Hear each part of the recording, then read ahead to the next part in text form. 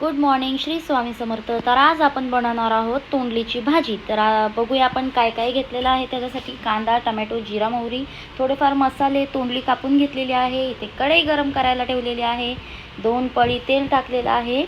तर तुम्हाला जसं लागेल तसं तेल टाका. माझ्या मते 2 पळी ठीक होतं, कारण जास्त तेल टाकलं की जास्त ऑइली भाजी बनते.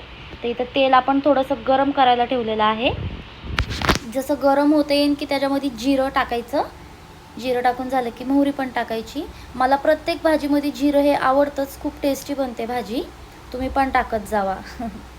आणि मग त्याच्यामध्ये आपण कांदा चिरून ठेवलेला आहे आणि कढीपत्ता तो टाकून द्यायचा. तुम्ही बघू शकता तेल किती गरम झालेलं आहे. आणि मी नेहमी तेल एवढं तापवते, कारण जेवढं तेल तुम्ही गरम करून कांदा टाकाल ना, तेवढी फ्लेवर जो आहे ना, तो टेस्ट वेगळाच असतो भाजीचा. तुम्ही नक्की बघा, असं ट्राय करून बघा. नक्की टेस्टमध्ये तुम्हाला फरक जाणवेल. तर आता मी कांदा चांगला भाजून घेत आहे.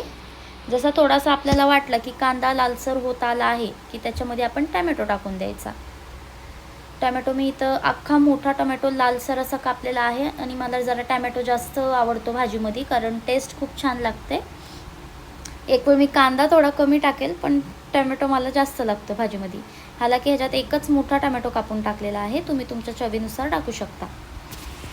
ह्याला चांगलं मिक्स करून घेऊ, आपण एकजीव करून घेऊ. तुम्ही पहा, चांगला टोमॅटो कांदा मस्तपैकी भाजत आहे.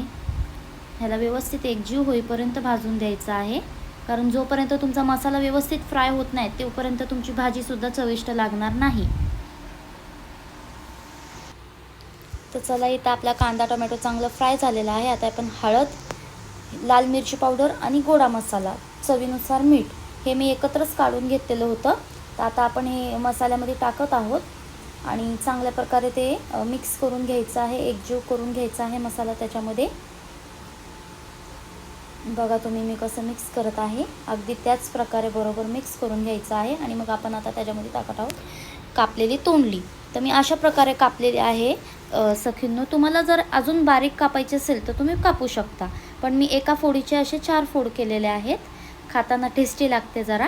तुम्हाला ह्याच्यापेक्षा अजून बारीक करायचे असेल तर तुम्ही बारीकही करू शकता. ह्याच्यामध्ये लगेचच मी कोथिंबीर बारीक चिरून टाकून घेतलेली आहे, म्हणजे आपण जेव्हा मिक्स करतो भाजी तोंडली मसाल्यामध्ये, छानपैकी अशी भाजी मिक्स करून घ्यायची, म्हणजे ती एकजीव होते. जेवढी तुम्ही भाजी व्यवस्थित मिक्स कराल तेवढी ती छानपैकी मुरते. तर इथं लगेचच मी भाजी एका साईडला वाफेवर ठेवून चपातीची पण तयारी करत होती, कारण टिफिन द्यायचा होता आहोंना आणि ऑलरेडी लेट झालेलं होतं. आणि बघा, आता छानपैकी डबा रेडी आहे. तुम्ही बघू शकता माझा टिफिन बघून किती सुंदर दिसत आहे.